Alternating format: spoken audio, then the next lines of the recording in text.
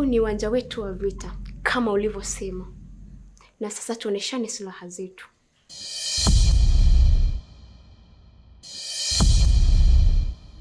Acha kupretend wewe ni mwanamke dijali sana mbele ya mume wako. Kunywa juisi aliyokuambia ili kuzilisha kuwa unampenda.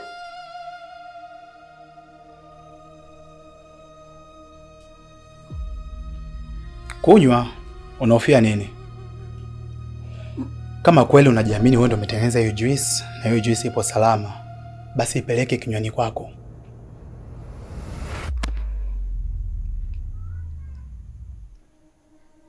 Drink.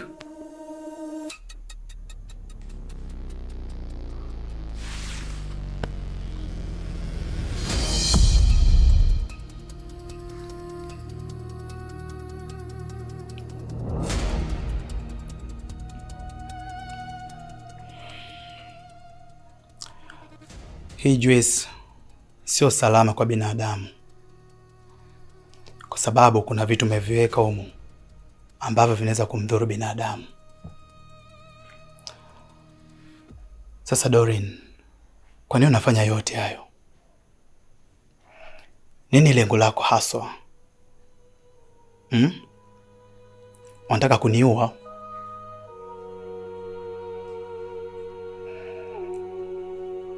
Kwa nini unanifanyia hivi mke wangu? Baada ya wema wote unakutendea, haya ndo malipo yake. Nimekutoa from zero to hero. Nimekupenda, nimekuthamini, na sikuishia hapo tu.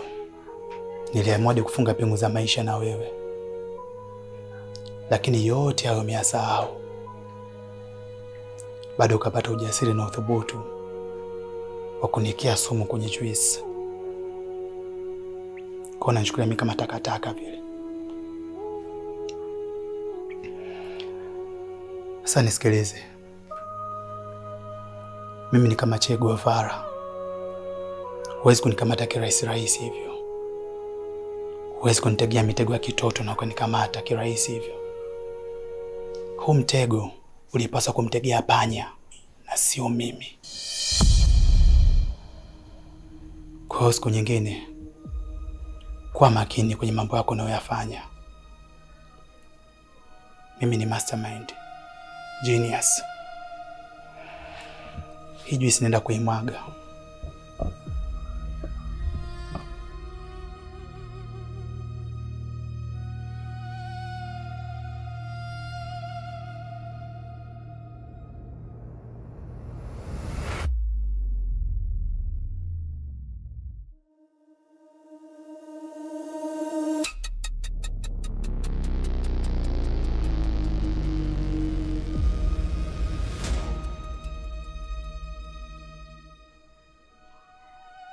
Naona umeamua kuonesha upande wako wa pili wa shilingi, si ndio? Kumbe wewe mtoto ni mnyama sana. Kumbe wewe ni chui uliyejivisha ngozi ya kondoo. Umeamua kutangaza vita na mimi.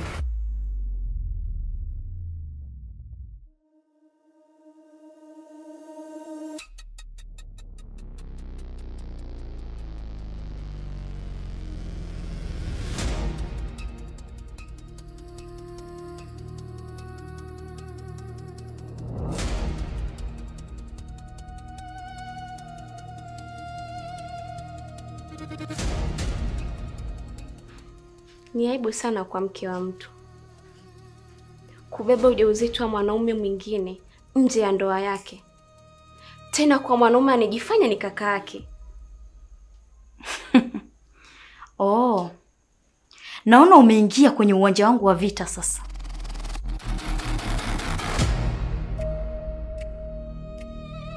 Kumbe ulikuwa unatusikiliza eh?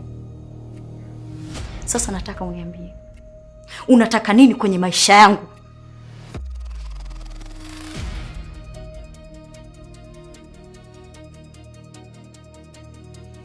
Na sio kuwasikiliza tu, bali nimegundua machafu yenu yote mliokuwa mkiyafanya, na siku zitakapofika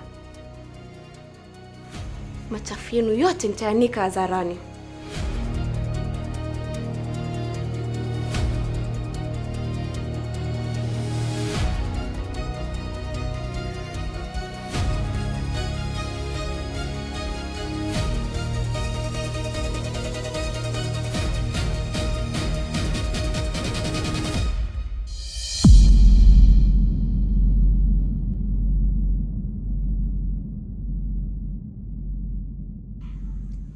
huu ni uwanja wetu wa vita kama ulivyosema, na sasa tuoneshane silaha zetu.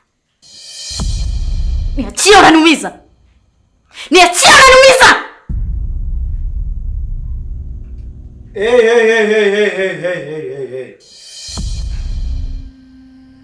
Hey. Kumbe kuna uhondo mtamu kama huu alafu hatuambiani. Jamani. Mbona mmekuwa binafsi hivyo? Hebu niambieni. Mshakuona wapi mechi inachezwa bila referee? Okay, tuseme labda mhitaji referee hata mpenzi mtazamaji. Maana nipo hapa shabiki wa bora kabisa.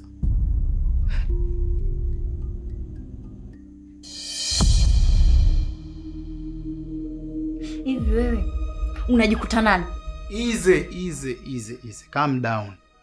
Subiri kwanza kakae jukwani ili niangalie pambano kwa uzuri kabisa.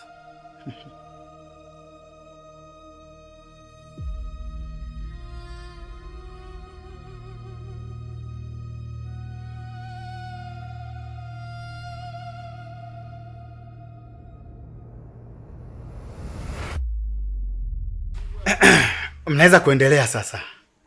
Ila natumai bado sijachelewa. Na bila shaka hamjamaliza bado raundi ya kwanza. Maana ilikuwa bado kidogo tu nipite na pambano bora kabisa kwa kutokea kwenye huu ulimwengu. Na kwa jinsi ninavyoangalia nyewe mabondia, hili pambano ni bora sana. Na mara 100 nipite na mechi za kombe la dunia, ila sio hili pambano. Continue. Unataka kumaanisha nini Kai? Ina maana umefurahi sana mimi kudhalilishwa na huyu msichana, si ndio? No. Wait.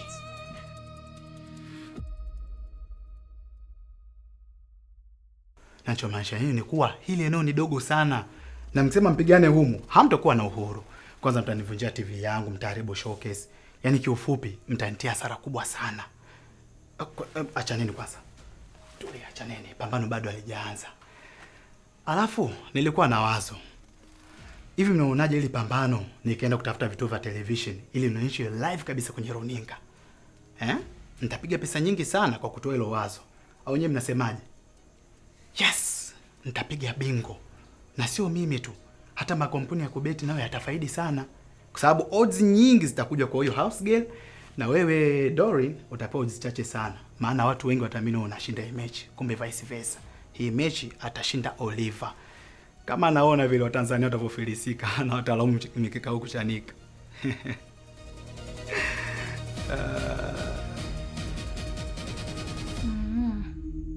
Nilikuwa najiuliza sana. Huyu binti anatoa wapi jeuri? Kumbe nyuma ya huyu binti kuna wewe. Hapana, mimi sipo upande wowote. Mimi nimebalance gender. Sipo upande wowote kabisa. Nimezungumza tu kama shabiki. Na ndio maana umesema kuwa huyu binti atashinda na mimi nitashindwa. Ngoja niwaache mfurahie ushindi wenu.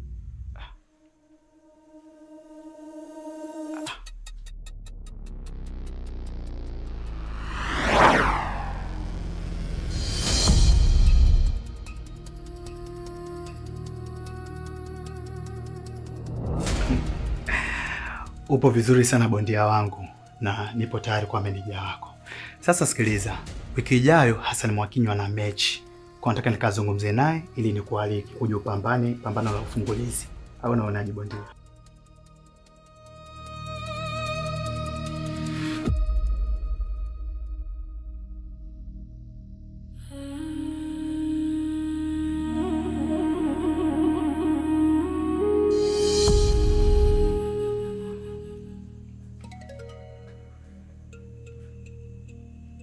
Habipokea simu.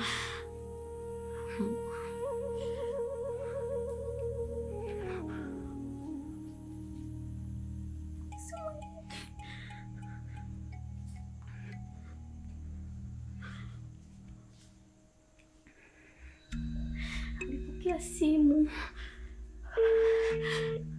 Pokea simu Abi. Wewe ndio umesababisha matatizo.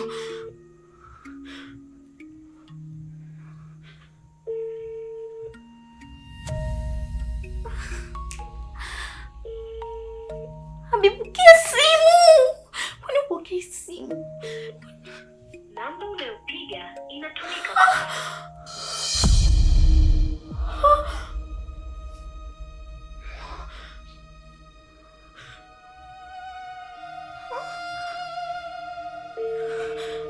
Pokea simu.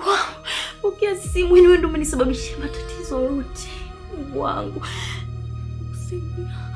Namba unampiga inatumika.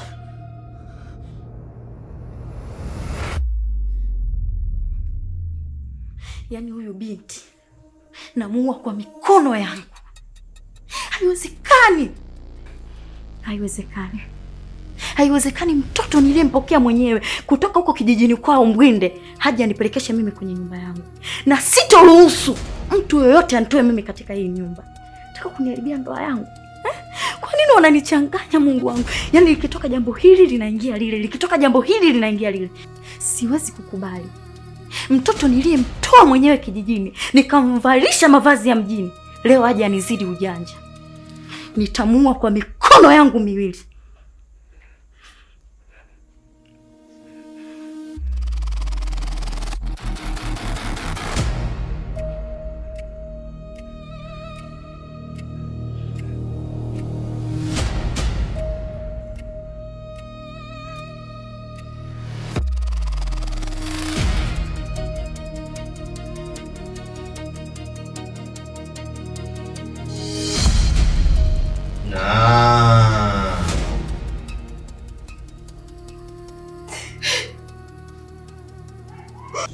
Sijajua yote.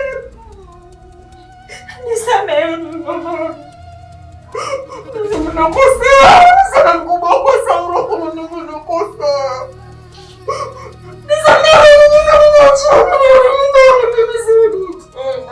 Kwa heshima ya mayai tukufu, tumeweza kupoteza kafara maalum sana ambayo ilibidi tolewe kafara kabla siku 7. Bahati mbaya kafara ile iliweza kutokea kwenye mazingira ya kutatanisha.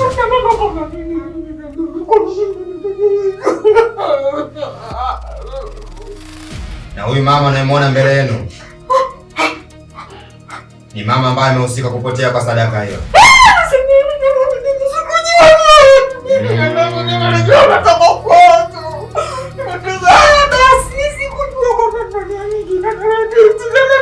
Na kama tukishindwa kuipata sadaka hiyo, basi damu na roho ya mama huyo itakuwa halali ya mizimu asilia.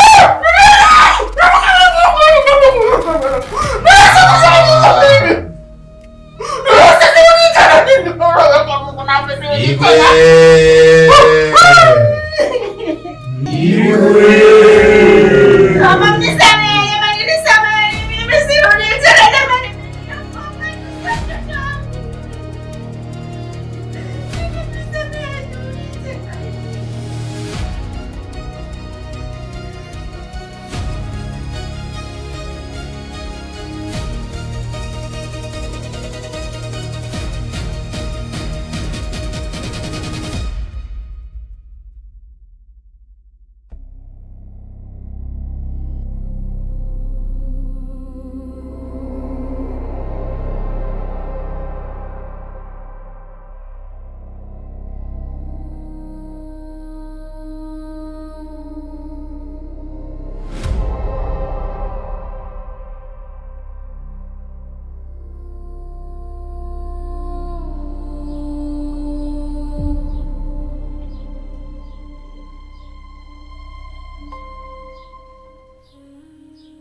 Haiwezekani.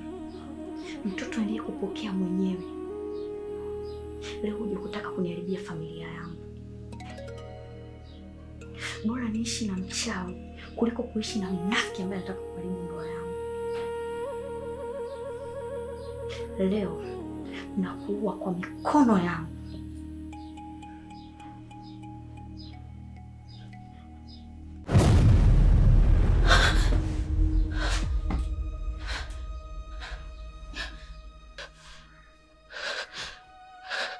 Dada, kuna nini? Nini kimetokea dada? Nini kimetokea? Ina maana uelewi kilichotokea, si ndio? Matukio yote uliyofanya umesahau. Hapa sasa hivi unaniweza nini kimetokea? Hapana dada. Mbona nimetoka mchana nimelala hapa dada, kichwa kilikuwa kinanisumbua. Kwani sasa saa ngapi? Kwani sasa hivi saa ngapi? Unataka kunichezea akili yangu?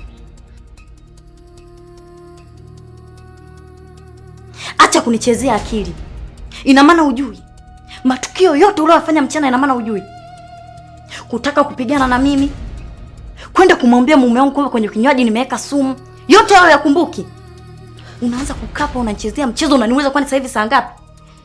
Unanionaje mimi wewe mtoto? Mbona mnafiki hivyo? Hapana dada.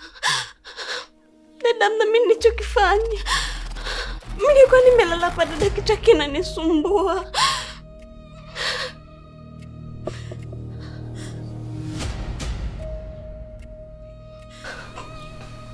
Voiceover.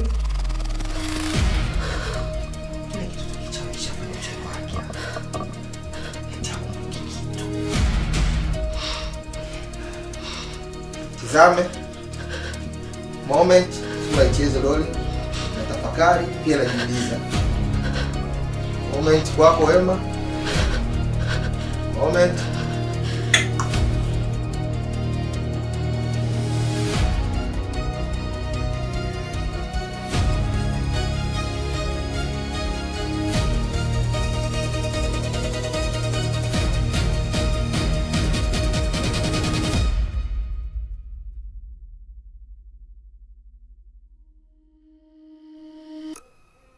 Mke wangu Doreen,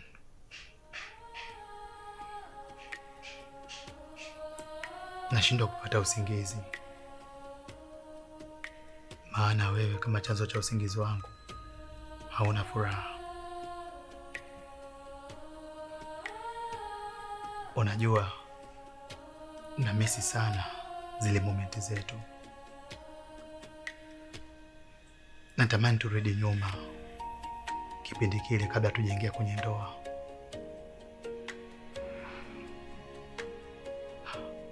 Ilikuwa ikiingia usiku kama huu ni kama vile tumeenda vacation,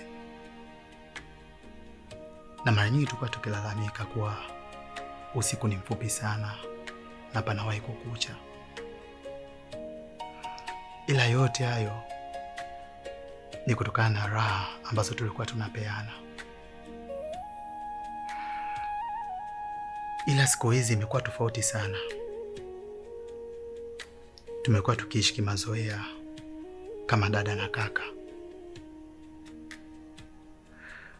Nashindwa kuelewa mke wangu, yako wapi yale mapenzi yako? Sisikii siku hizi yale maneno yako matamu.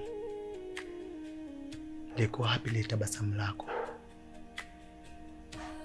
Labda uniambie tu, huenda nina mapungufu, ila ukiwa mwazi kwangu nitajirekebisha.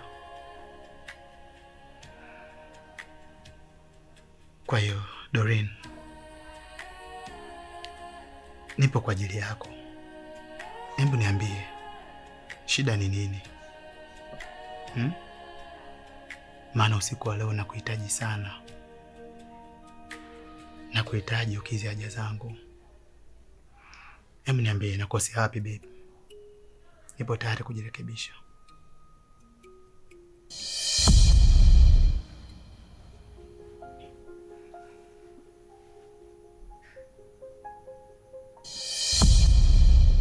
Sawa, nimekuelewa. Kipi unahitaji? Mwili wangu au furaha yangu? Na uhitaji mwili wako, lakini zaidi nahitaji furaha yako. Maana nikiupata mwili wako pasipo na furaha yako, hii inakuwa ni sawasawa na bure tu. Unakuja kizi haja zangu kwa 100%. Kwa nahitaji vyote kutoka kwako. Muongo. Wewe hauhitaji furaha yangu. Na kama ungekuwa unahitaji furaha yangu, ungenisikiliza mimi kama mkeo. Lakini wewe unipendi. Doreen. Ndiyo. Unaye mwanamke ambaye unampenda. ambaye umemkaribisha ndani ya nyumba yetu. Amekuja kuvuruga amani yetu.